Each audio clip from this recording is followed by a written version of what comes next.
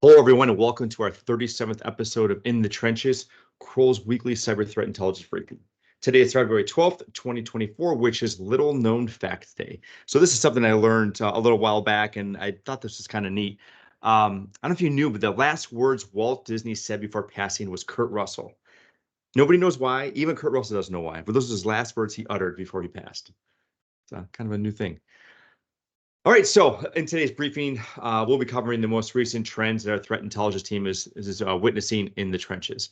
My name is Keith Wojcicki, Global Head of Threat Intelligence. This week, we're joined by Mikesh Nagar, Dave Truman, Ryan Hicks, and Sarah Becker, from our Cyber Threat Intel team. So let's talk news you can use for February 12th. A critical vulnerability was discovered in Fortinet. The vulnerability identified as CVE 2024-21762 is a critical flaw found in Fortinet SSL VPND. It has a security score of 9.6. This vulnerability allows attackers to execute arbitrary code or commands through specially crafted requests by exploiting an out-of-bands write issue in Fort iOS. CISA has confirmed that the vulnerability is actively being exploited in the wild, so we need to make sure we look at that and be prepared. To mitigate this, users are strongly advised to install the latest patches in all effective devices. Again, this is common knowledge. Make sure everything's up to date, but especially for the vulnerability in Fortinet. So we do have some good news. It has arrived, and the cybersecurity experts have discovered an implementation vulnerability in Resider ransomware, enabling them to reconstruct encryption keys and decrypt the data that was previously locked, which is awesome. The breakthrough marks the first successful decryption method for this particular variant. A recovery tool is now available for distribution and use. If you have any questions, concerns, please contact us, Kroll at cti@kroll.com for any of the situation awareness. So let's get into today's briefing. Today we'll be covering the following trends our team is concentrating on. Mikesh is going to talk about leaky vessel. Going to get into some TeamCity vulnerabilities with Dave Truman. And Ryan Hicks is going to give us a malware spotlight on RASPBERRYROBIN. And then the Ransomware Roundup, Sarah Becker will shed some light on the track of ransomware.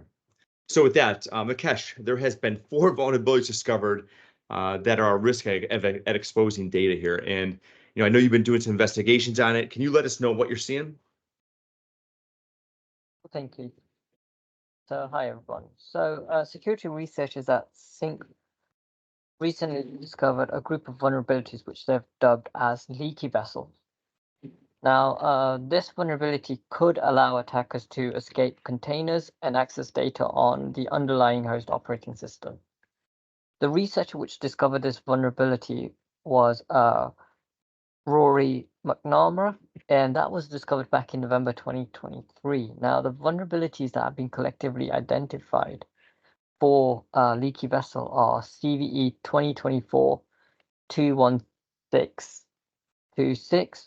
2024-23651, 2024-23652, and 2024-23653.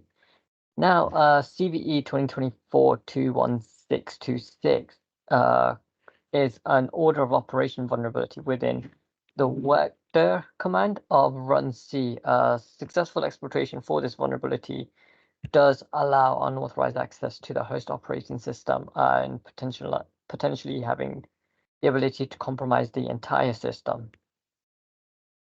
CVE 2024-23651 involves a race condition within build kit's mount cache handling. Successful exploitation of this could lead to unpredictable behavior, potentially enabling unauthorized access or disruption of normal container operations. CVE 2024-23652 is a vulnerability within the arbitrary deletion of files within directories during build kit's container teardown phase. This could result in a denial of service or data corruption, as well as unauthorized data manipulation if exploited successfully. And finally, CVE 2024-23653 has been identified as an inadequate privilege check vulnerability within BuildKit's gRPC interface. Exploitation of this would allow an attacker to execute actions beyond their permissions, potentially leading up to privilege escalations or unauthorized access to sensitive data. Now, the vulnerability was identified back in November 2023, as I mentioned earlier, and was provided to both BuildKit and Runc to ensure that patches were created and released. More so over major cloud services providers such as AWS, Google Cloud, as well as Ubuntu have also released security bulletins as well as a guide for users on how to rectify the vulnerability within their cloud performing software systems. To ensure awareness, CISA, so Cybersecurity and Infrastructure Security Agency, have also issued an alert urging cloud system administrators to take the necessary actions and steps to safeguard their systems from potential exploitation. So the message for this is, if you are running Docker containers as well as any services within AWS, Google Cloud, as well as running Ubuntu, ensure that you have patches and are up to date with the latest security updates for both BuildKit, Runc, and Docker. Over back to you, Keith. Thank you so much, Mukesh. This seems pretty serious here. So make sure we take a look at those CVEs and the mitigation strategies that we're recommending. Dave, I know there's new authentication bypass to obtain admin access, which is never a good thing. Can you give us some more detail on what you're working on? Thank you, Keith. JetBrains disclosed a critical vulnerability in its TeamCity continuous integration and continuous deployment software. The vulnerability CVE 2024-23917 with a CVS score of 9.8 exists in TeamCity on-premises versions from 2017.1 through to 2023 11.2. It is fixed in 2023 11.3. Exploitation can enable an unauthenticated attacker to bypass authentication and obtain administration access to the server. Currently, there is no known publicly available proof of concept or exploitation in the wild. However, we expect this to change as threat actors were quick to target previous vulnerabilities in the same software. JetBrains did not release technical details of the vulnerability. They did classify the vulnerability as an application bypass using an alternative path or channel. Vulnerabilities of this type can range in complexity, some being incredibly easy to exploit. JetBrains have fixed the vulnerability in version 23.11.3 and released a patch which can be applied to old versions for those people who can't update. A threat actor gaining access to CI/CD pipeline is serious, as it can allow for hiding of malicious code within legitimate software, leading to supply chain attacks similar to those experienced by users of 3CX last year. As such, it is important to update or patch as soon as possible. Thank you, Keith. Thanks, Dave. Yeah, and again, let's make sure we're patching things left and right. So important, especially with all these vulnerabilities. With that, let's dive into our malware chronicles with Ryan. Ryan, what you got in a Raspberry Robin? Hi, Keith. Thanks. So yeah, kind of covered.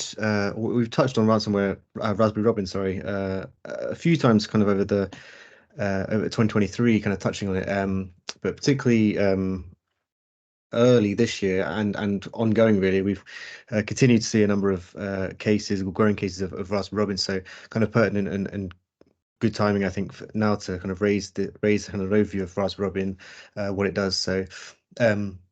Raspberry Robin itself is a worm, kind of part of a larger ecosystem of malware families, facilitating pre-ransomware activities. In terms of target sectors, it is kind of widespread really in its use because of its reliance on removal media transfer rather than this kind of direct targeting and social engineering. And you see there's some of the sectors that we've seen impacted recently. Again, less likely those were targeted, but rather they happened to be impacted through the kind of distribution methods. Initial access, as I mentioned, we continue to see the malware being delivered through removal media. It does remain unconfirmed by ourselves and through other researchers how the malware actually gets initially deployed onto USB devices. However, previous Microsoft research revealed some of the kind of wider malware families, including an unnamed .NET spreader that they saw writing LNK files to USBs. So it's likely that some kind of opportunistic infection, such as a drive-by compromise, would have occurred either on an enterprise or maybe a personal device, which before delivering Raspberry Robin onto a removal media, and then onwards to the kind of enterprise network. And as well as the LNK files, we've also observed .mc and .docx files as well used to execute from the USB. An execution of note relies on the user actually executing the file, and the target path of the LNK spawns the command .exe that loads an MSI exec with a configuration file, which has the command and control server. And you see there at the bottom is the same format as we have seen throughout all really the ransomware Robin cases, the kind of alphanumeric characters followed by the victim device name and the victim username. It's quite common that we've seen that throughout. And those C2 servers we've been tracking since 2022, in fact, and are still observing kind of the repeat of all these kind of domains and C2 servers still today. In terms of persistence, the main persistence mechanism really is for Raspberry Robin to add itself into the run once key in the registry. And as I said right at the start, they're linked to, or is linked to, wider deployments of other malware families, really part of kind of a web of these malware families, including Lockbit, Sotgolish, Drubot, IcedID. And just kind of listed a few detections and mitigations. We internally have a good sort of detection coverage for this. In a lot of the cases, we have spotted and mitigated quite early, but just to kind of highlight a few there, perhaps maybe for threat hunting as well. So looking to identify any command.exe usage originating from a mounted drive, any kind of .lnk files being executed from a mounted drive. Something I didn't mention is it often injects into those processes there. So run DLL32, DLL host, and reg server 32. So and those are observed with external connections without command line parameters. So something to kind of either alert or hunt for. And the last one really is just a kind of more of a mitigation. So just to limit the use of move media devices or audit that kind of usage to perhaps only organization controlled media, which will help to kind of limit the impact of that initial access for Raspberry Robin. So that's all for the spotlight this week. I'll hand back to you, Keith. Thank you so much, Ryan. Really appreciate it. Sarah, we have a lot going on in Ransomware Roundup. We have a new group that looks at targeting specific countries and eliminating other countries. Can you update us on this new intel? Yeah, of course, Keith. So we have a new group that just emerged this month, beginning of February, and this was identified because we saw the creation of their data leak site, and there's a threat actor posting advertisements for their affiliate program. The group is known as Ransom Hub. So when accessing the site, right now they only have one victim posted, so they are very new. They do have a very bare bones kind of data leak site, not too much going on, but within their about section, they do list kind of who they are and who they won't target. So they're saying that they're a group comprised of members from different countries, and they're saying that they're only interested in dollars. They do list that they will not allow their affiliates to target the following countries. So the Commonwealth of Independent States, Cuba, North Korea, China, Romania, and they also disclose that they will not target nonprofit organizations. So we've seen this before. Ransomware groups have stated that, you know, they aren't going to target maybe hospitals or anything like that, but now we've seen that those ransomware groups have gone back on their word. Ransom Hub is also saying they do not allow reattacks. So we've seen this before too, where different organizations have been targeted twice, whether it's by the same ransomware group or a different one, but Ransom Hub is saying that they will not allow reattacks on certain targeted companies if they've already paid that ransom. So for the affiliate program, the one threat actor, Cooley, posted on the underground forum RAMP, which is popular amongst ransomware threat actors. They're letting everyone know that, Ransom Hub is starting an affiliate program. They're saying that they have a new adopted strategy that you can send your wallet to the chat room and send the decryptor after you've confirmed the payments with victims. They're also stating that they have a fixed rate of 10%. So once the users pay the ransomware group, then they will receive that payment money. And we're going to keep up to date on this new group. And that's all for me, Keith. Thank you very much, Sarah. And also like to thank everybody that's taken the time to tune into Kroll's In the Trenches, the weekly cyber threat intelligence briefing. We hope you found this session informative. If you have any follow-up questions about the briefing or any other question in regards to threat intelligence or cyber, please contact the team at cti@kroll.com. That's cti@kroll.com. Thank you again, and go Bills.